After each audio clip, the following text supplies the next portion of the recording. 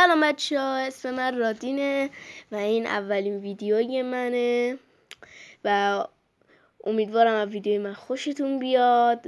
و اگه از این سبک ویدیوهای گیمینگ و باحال و نکات مخفی و اینا دوست دارین، حتما چنل منو ساب کنید، ویدیومم لایک کنید، زنگوله نوتیفیکیشن هم به صدا در بیارین تا اولین نفری باشین که از ویدیوهای جدید من با خبر میشید. خب بریم سراغ ویدیو. امروز اومدیم بهتون چند تا نکات مخفی رو بهتون بگیم که باید بریم توی این بازی خوک بد. الان بریم تو یه نکته مخفیه. حالا ویدیو یه دقیقه قطع میکنم تا چون طول میکشه تا بازی بیاد. خب بچه ها اومد بازی، یکم الان طول میکشه تا بیاد. خب اومد، میزنیم روی این دکمه پلی. خب ما اینجا روی این منو نه، باید ما روی این پایین میبینید یه چیزی چند ستاره ایه، باید روی اون بزنید. ما روی اون میزنیم چون دوتا منوست. خب میزنیم این رو، بعد یکم به سمت راست میبینید اینجا یه سیاه رنگه، همین که میبینید. بعد اول 500 تا سکه بدین تا بتونین برین توش. خب میزنیم روش، ببینین که اومد. خب ما اینجا نباید هیچ کاری بکنیم، که یعنی هیچ کاری لازم نیست بکنیم. الان من قبل از اینکه نکاتو بگم نگاه کنید، سمت راست گوشه عکس یه چرخه ما میزنیم روش. اینها شما میبینید که من چیز زیادی ندارم، نگاه کنید فقط همین یه دونه اسکینو دارم، اسکین خوکه با یه دونه کلادار با یه دونه معمولیش.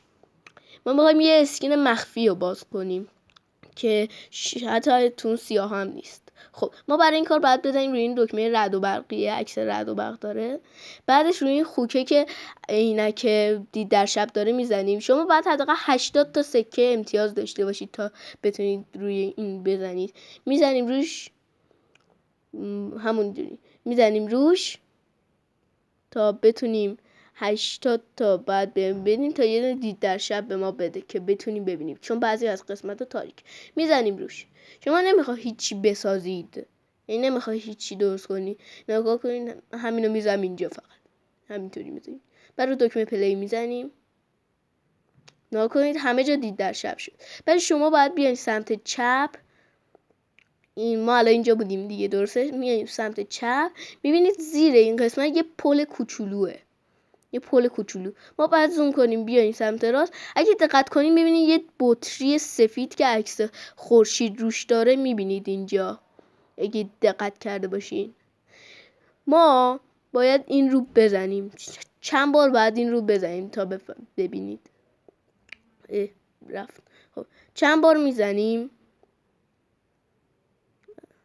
ببین چند بار بزنید ناپدید میشه. خب ما بعد الان روی دکمه برگشت بزنیم، برگردیم. خب شما الان میبینید من هنوز هیچی ندارم، شبیه همونه، فکر نکنید من عوض کردم.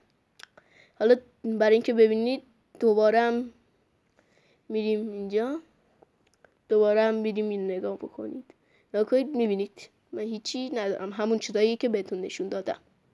خب ما برای اینکه اینو ببینیم باید اول بازی اینجا خروج کنیم، بریم بیرون یه دقیقه. خب ببینید اومدیم برگشتیم.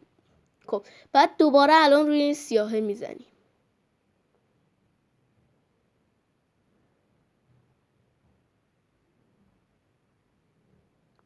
یکم طول میکشه بیاد.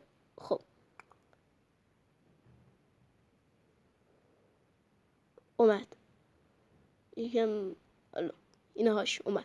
خب ما الان برمیگردیم به همون چرخه، میزنیم روش، میبینیم یه اسکین جدید برامون باز شد، 3 ستاره هم هست. یعنی این خیلی با ارزشه. یعنی شما یه دستگاهی هم توی این بازی وجود داره که شما اگه بزنید به تعداد مهرهایی که بهش میدین بهتون از اینا میده، ولی ممکنه خیلی کم بهتون بده. خیلی باید مهره خیلی زیاد بدین تا بهتون بده. خب نگاه کنید چقدر خوشگله. اسکین خوک پولدارم هست. یعنی اگه هم دقت کنید ما رفتیم نبود اصلا اون اینجا، فقط از طریق این میشد به دست آورد اینو. و اینم از ویدیوی ما. امیدوارم از ویدیوی من خوشتون اومده باشه و اگه از ویدیوم خوشتون اومده حتما چنلمو ساب کنید و تا ویدیوی بعدی خداحافظ.